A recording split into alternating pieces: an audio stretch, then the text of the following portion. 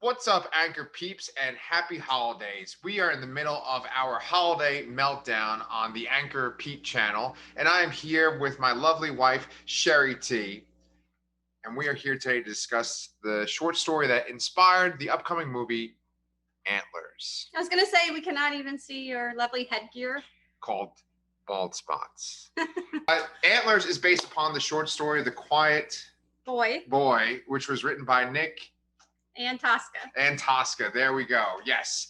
Now, Sherry and I are just basically popping out movies and books and just content right now that we're trying to fill you with cheer for the holidays, right? They might be Christmas related. They might be like Sherry's review of Kiss Kiss Bang Bang, which she gave a very big thumbs up, right? Yeah.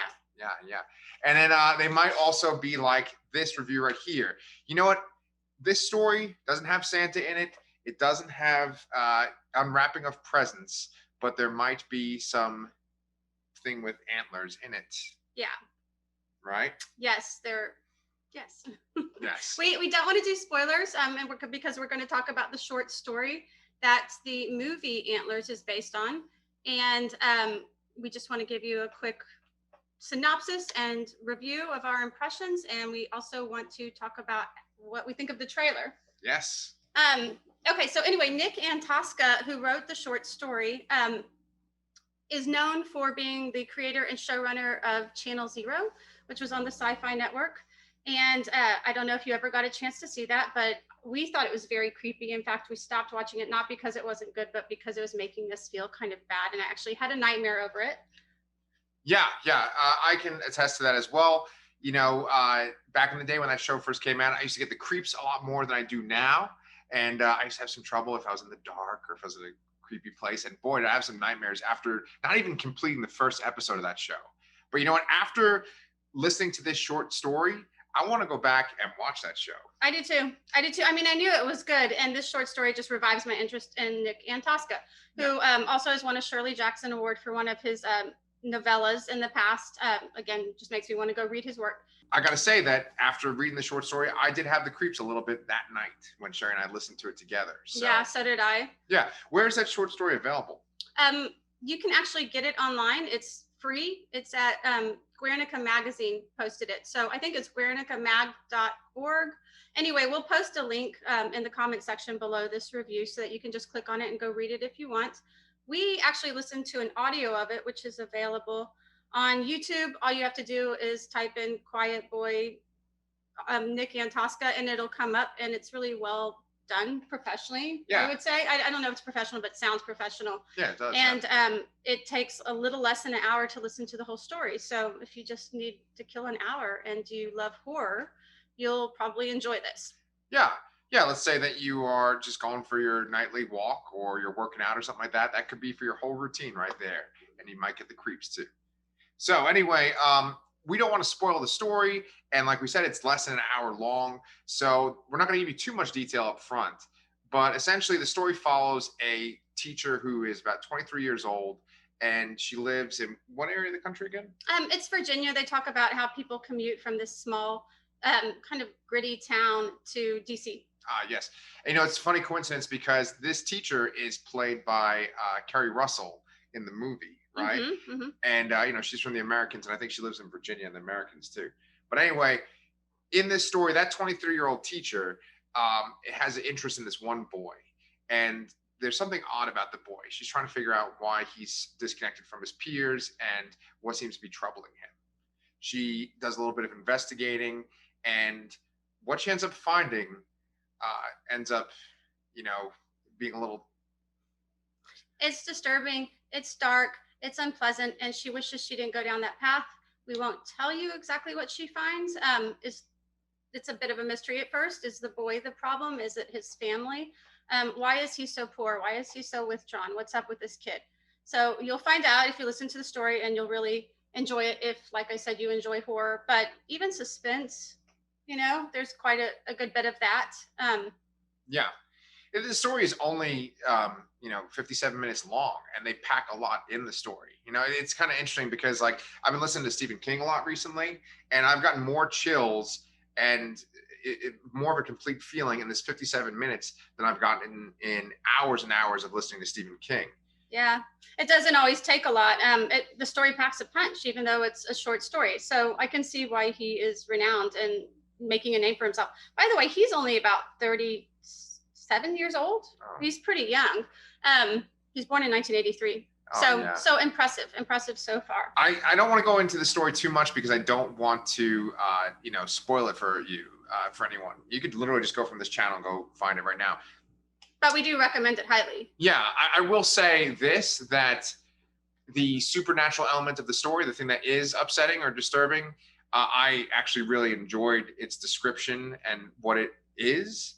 So I think that, like, when you're reading a story or you're seeing a movie, that can sometimes be the lamest part, like the actual reveal of what it is. Mm-hmm. But in the case of this story, I think it was a good payoff. Yeah, at the end of like supernatural stories, sometimes I'm not happy with what happens either, but this was terrible yet satisfying. So yeah.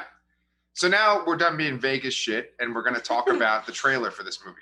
Now, this movie is directed by a special director that's in our hearts. We like this director. Who is it?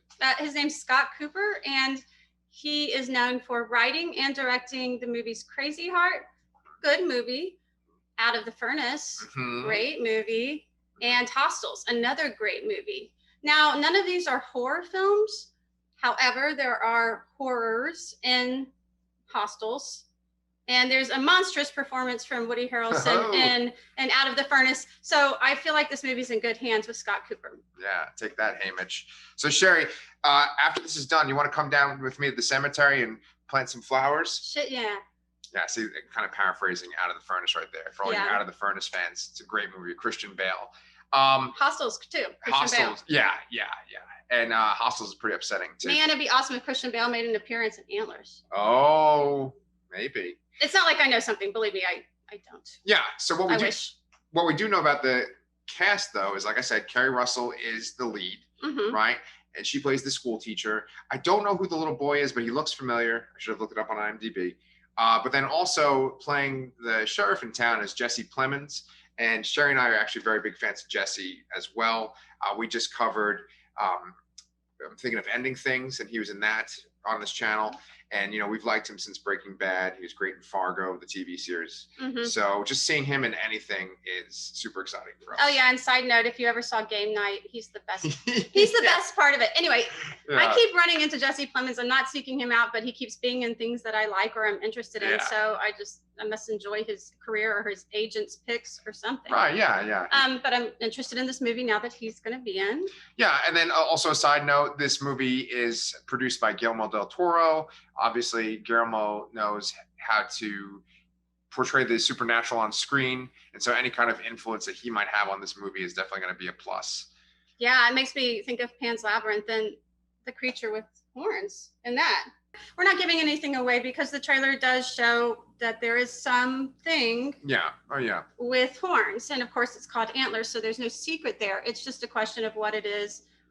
What's it doing? How did it get there? What's going on with the little boy? What is the teacher going to find? I did. I saw the trailer before we listened to the story, and I thought it had an intriguing premise. It shows the little boy, he's going through routines, these like rituals where it seems like he's trying to feed some kind of creature in his house. He's trying to keep things secret, and he goes through a routine catching animals and preparing them for some kind of creature in his house, right?